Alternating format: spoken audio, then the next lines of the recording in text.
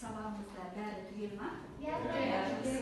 Ондай болса сабағымызды бастамас бұрын біз және топқа бөлініп алайық, иә, күнделікті. Ол үшін маған сендер бүгінгі жазу қаламдарыңды маған беріңдерші. Сол жазу қаламдарын арқылы мен сендерді топқа бөлемін. Топта ауысты. Бірінші топ, екінші топ, үшінші топ.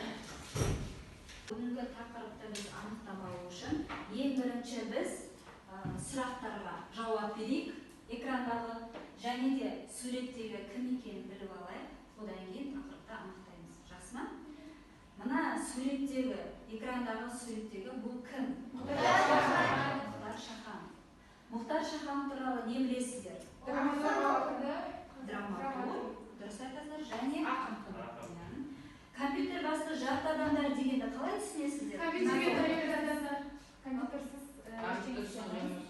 жақсы. Тәуелді адамдар жақсы. Қазіргі таңда сабақтың өзін интернет арқылы оқимыз. Демек бұл біздің тікелей өмірімізге қажетті зат.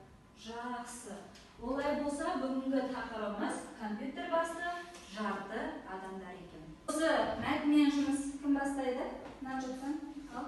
Елде ұстастық еткен хатты адамдар. Яғни жарты басты адамдар қонақта былай сұрайды.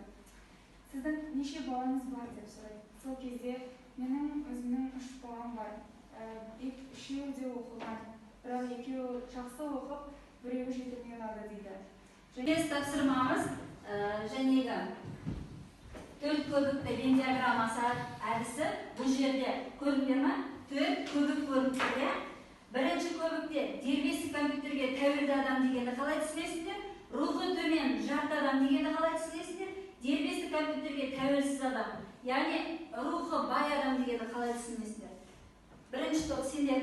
Рухы төмен. Жақсы, айта ғой. Рухы төмен деген адам